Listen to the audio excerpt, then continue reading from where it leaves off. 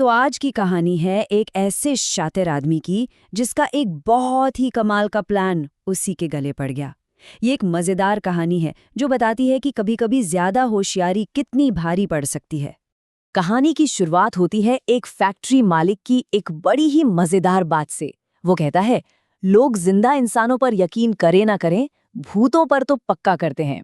और बस यही एक लाइन हमारी कहानी के हीरो के लिए रास्ता दिखाने वाली थी। तो मिलिए हमारी कहानी के हीरो से, या शायद एंटी हीरो कहना ज्यादा सही रहेगा, बांके से। बांके एक बेरोजगार नौजवान है जिसे बस किसी भी तरह एक नौकरी चाहिए। अब नौकरी ढूंढते ढूंढते बांके पहुंचता है SS झाटा सोडा कंपनी नाम की एक बंद पड़ी फैक्ट्री में। लेकिन वहां जाकर पता चलता है, अरे, जिस मैनेजर की नौकरी के लिए वो आया था वो तो साल भर पहले ही किसी और को मिल गई। और अब ये फैक्ट्री सोडा नहीं बल्कि भूत भगाने का एक अजीबोगरीब अड्डा बन चुकी है। और यहीं पर फैक्ट्री का मालिक बांके को अपना सीक्रेट बिजनेस मॉडल समझाता है। उसका कहना था, भाई सोडा वोडा बेचने में क्या रखा है, असली पैसा तो लोगों के विश्वास या यूं कहें कि अंधविश्वास में है। बस इसी पल बांके के दिमाग की बत्ती जल गई। तो जब बांके को लगा कि सब कुछ खत्म हो रहा है, तभी उसे एक जबरदस्त आइडिया आया। उसने सोचा, मेरा भूत, अरे हाँ, मैं खुद अपने भूत बनाऊंगा। वाह, क्या आइडिया है। मतलब अगर ग्राहक नहीं है तो कोई बात नहीं, भूत पैदा करो और ग्राहक खुद ब खुद आ जाएंगे। तो चलिए अब देखते हैं कि बांके को ये भूत पकड़ने का धंधा आखिर चला कैसे। बांके ने अपना काम शुरू कर दिया और अपना पहला टारगेट भी चुन लिया। तो पहला शिकार कौन बना? गांव का सरपंच, जिसे रात में ना कुछ अजीब अजीब सी आवाजें सुनाई दे रही थीं। और मजे की बात तो ये है कि ये डरावनी आवाजें कोई और नहीं, खुद बांके ही निकाल रहा था, ताकि सरपंच उसके जाल में फंस जाए। बांके पहुंचता है सरपंच के घर फुल ड्रामा के साथ। एक बोतल में हवा भरता है और ऐलान करता है, ये लीजिए, पकड़ लिया आपके घर के भूत को इस बोतल में। मतलब एक्टिंग का लेवल देखिए जरा। और इस नकली भूत को पकड़ने की फीस जानते हैं कितनी थी? पूरे 4000 रुपए, वो भी टैक्स लगाकर। मतलब बांके का ये फ्रॉड वाला स्टार्टअप तो पहले ही दिन प्रॉफिट में आ गया था।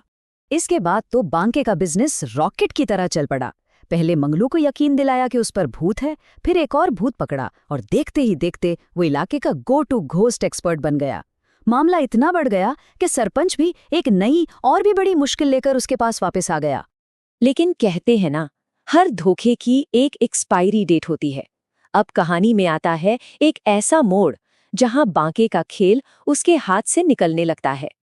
नई प्रॉब्लम ये थी कि सरपंच के दामाद पर किसी भूत का नहीं बल्कि एक बहुत ही ताकतवर जिन्न का साया था। वही जिन्न जो बड़े बड़े तांत्रिकों को पानी पिला चुका था। अब बांके के छोटे मोटे नाटक यहाँ काम नहीं आने वाले थे। और ये सोचकर उसकी तो हवा टाइट हो गई। तो अब इस असली जिन्न से बचने के लिए बांके ने अपना गेम ही बदल दिया। उसने सोचा, एक एक करके लोगों को बेवकूफ बनाने से अच्छा है पूरे गांव को एक साथी बनाओ।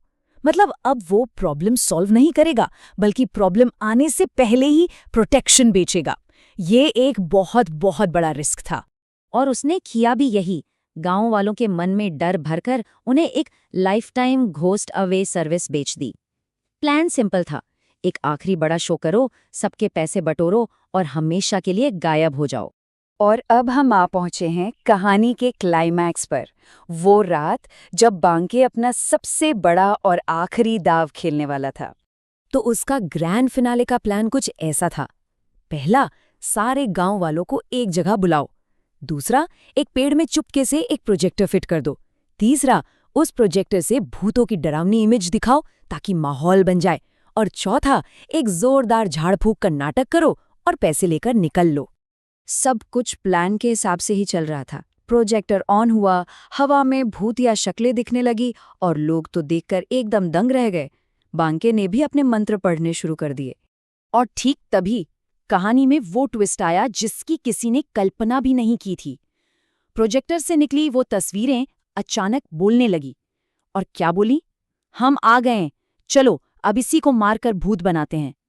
ये आवाजें ये बांके के प्लान में तो बिल्कुल नहीं थी। तो हुआ ये कि बांके का प्लान था 100% नकली भूतों का, लेकिन हकीकत में आ गए 100% असली भूत। और इस सिचुएशन पर बांके का कंट्रोल 0। मतलब नकली भूत बुलाने के चक्कर में उसने सच में असली भूतों को बुला लिया था। इसके बाद तो बस भगदड़ मच गई। गांव वाले जान बचाकर भागे और वो असली भूत, वो एक डरे सहमे बांके पर टूट पड़े। जो दूसरों को डराकर पैसा कमा रहा था, वो खुद अपने ही बुने जाल में फंस गया। और ये कहानी हमें एक बहुत ही दिलचस्प सवाल के साथ छोड़ जाती है कि अगर कोई नकली परफॉर्मेंस गलती से किसी असली खतरे को दावत दे दे, तो गलती किसकी है? उस धोखेबाज बांके की या उन लोगों की जिन्होंने इतनी आसानी से उस पर यकीन कर लिया? सोचिएगा जरूर।